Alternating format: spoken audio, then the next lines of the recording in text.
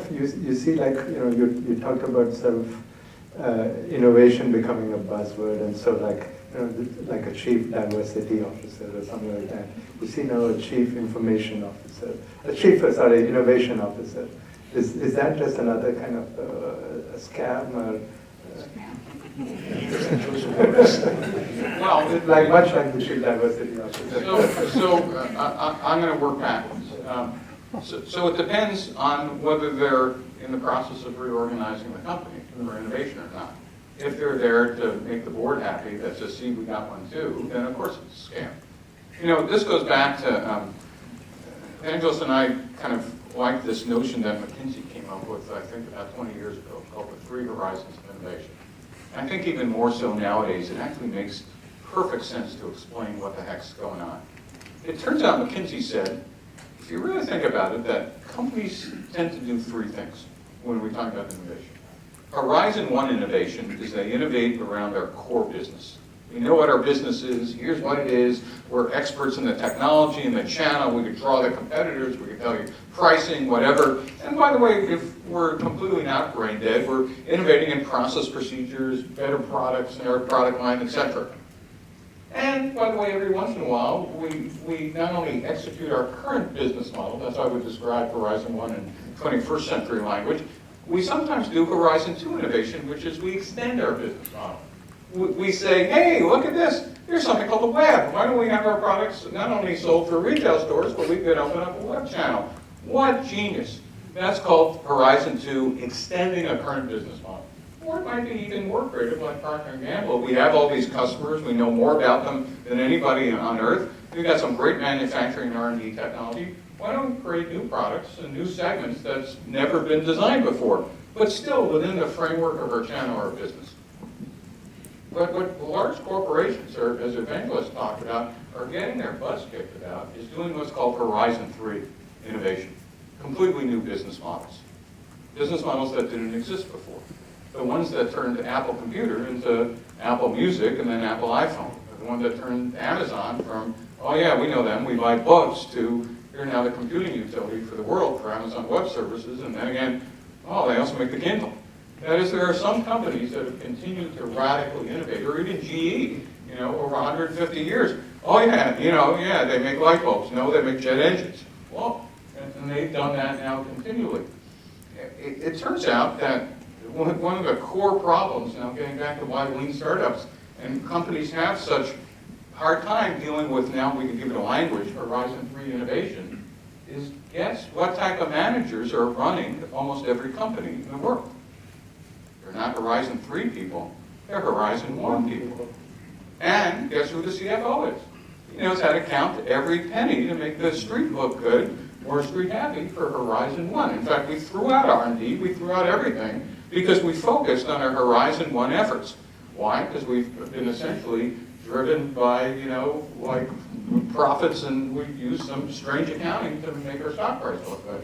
And so to answer your question, if all you've done is have somebody entitled the Chief Innovation Officer and didn't address how are we dealing with the innovation portfolio allocation, about resource dollars, about return on investment, which Evangelos could talk about in some detail, across all 3 horizons of innovation in a corporation, you end up with Chief Innovation Officer just being the person kind of the head of innovation theater. I mean, you might as well have a little clown suit on. And that's the difference. If he's the one running innovation portfolio dollar allocation, then it's a real job. But in your kind of the 3 horizon model, is that Chief Innovation Officer responsible for the 3rd, or to make sure that Horizon 3 and Horizon 2 and Horizon 1 work in harmony with each other? So again, similar to what we're saying about lean startup, most corporations are not even thinking along those lines. So one of the reasons that Steve and I started working together is because we feel that we need to educate, right, first and foremost. And if I can, so Evangelos said something really interesting, and I just want to say this again. When we started talking about 3 horizons of innovation to both each other, and then started talking to the C-level suite in large corporations, you almost get, every time we do that, one of these collective, oh, now I understand what innovation is. Because everybody uses this buzzword to talk about 16 different things. And now all of a sudden we have a way to describe the degrees of innovation, and it allows you to hang your head, and in a minute, and literally in a minute, you now have a common language of innovation, at least that's understood. And this level of education is necessary to even begin the conversation about innovation inside a corporation. But I was also going to say that, I mean, what I'm seeing is, number one, in most cases, even corporations that I call them H1 corporations, even though they have an innovation officer, chief or not chief, those people tend to be staff level people or with a very small group. They cannot really affect much. Okay? In fact, I would say that in many instances, the corporations that I consider that are really innovating, they're not even doing it because they have a chief innovation officer. They may have most of the innovation that I'm seeing today in larger corporations comes either a chief digital officer who's getting a lot of budget, or chief strategy officer in some ways. And again, it depends on how they define chief strategy officer. The other point I was going to make is that, again, the reason I keep focusing on this H1 corporation is because, Horizon 1 corporation, is because what I'm finding is that even, initially I thought that it's only Horizon 3 that corporations have a problem with. But it's not that. And I'll give you an example. This happened today. I was having a meeting with one of my clients, which is an insurance company, a large insurance company. And they were telling me about the fact that they wanted to move into Latin America, starting with Brazil, with a casualty and property product. And they were analyzing, and they were doing spreadsheets, and the CFO was cracking the whip and all of that.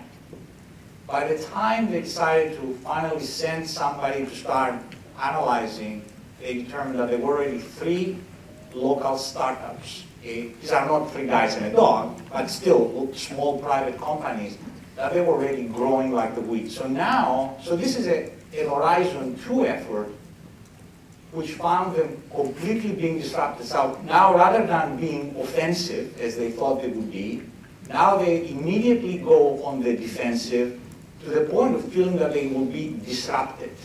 So that causes first of all, keeps you in very different timelines on how you should be thinking of how to put together your efforts. And if you combine that with what happens in large corporations in terms of culture, speeds, now you understand why everybody is starting to take this startup threat for real, right? And they're starting to scramble, say, well, how do I start to defend? And that's why, again, it's important to start establishing the language, start establishing the methodology, so that we give them something to think about.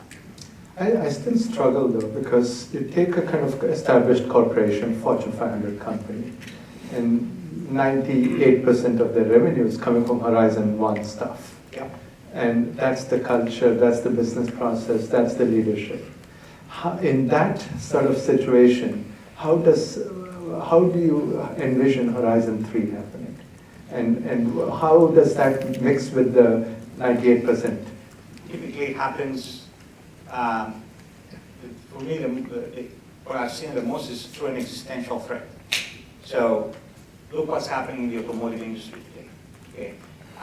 Look at what's happening at companies like IBM. IBM has had 15 quarters of declining revenues. Okay? Well, what do? They start watching. Okay? This is an Horizon 3. Regardless of how you want to talk about it. Not with blockchain.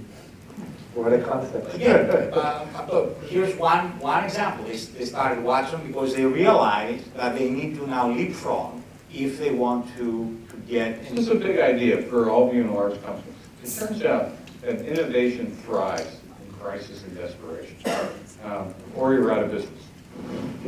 Right. So these are, I mean, the automotive industry right now probably has the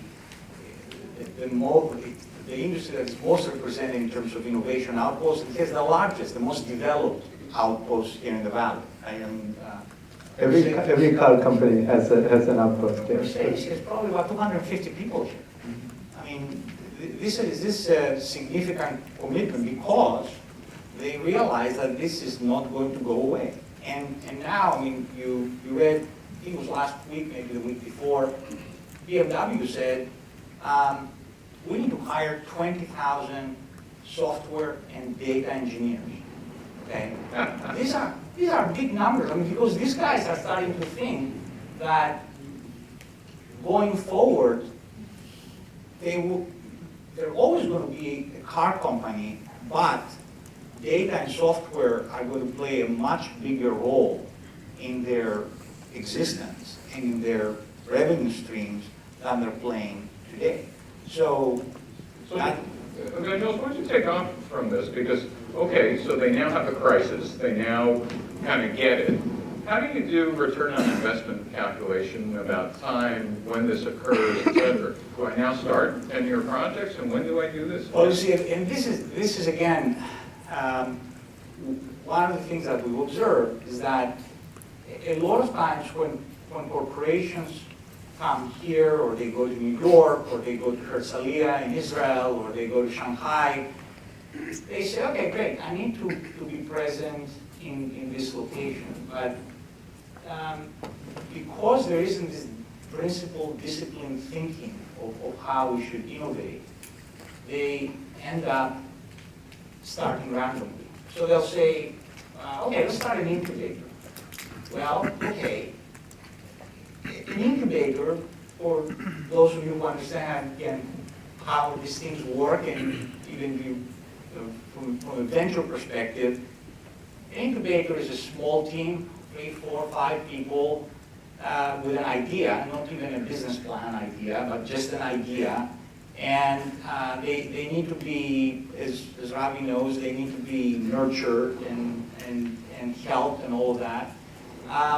And maybe 7 to 10 years later, if everything goes well, and the mortality rate is extremely high, by the way, if everything goes well, then that may amount to something.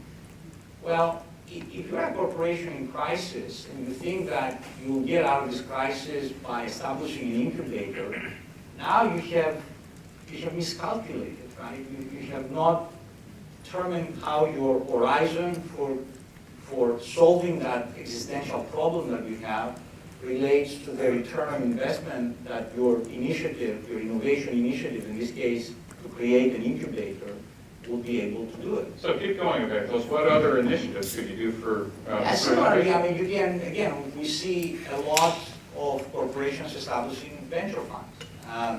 So just to give you some statistics again, in 1991, so far there have been 3 major corporate venture capital waves. So late 80s to early 90s, there were about 200 corporation venture groups.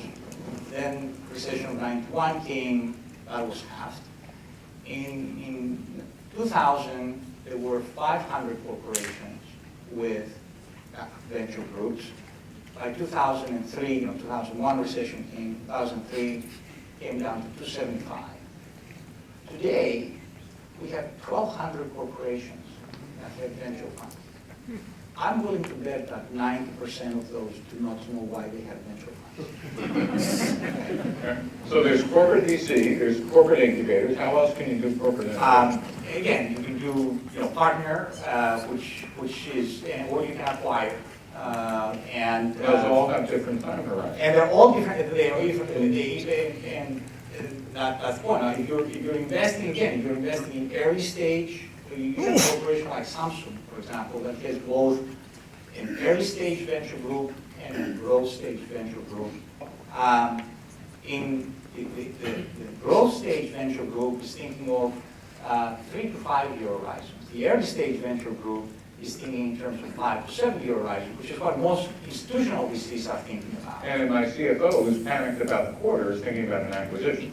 That's right. So in thinking of an acquisition, by the way, it's better to thinking of a meaningful acquisition.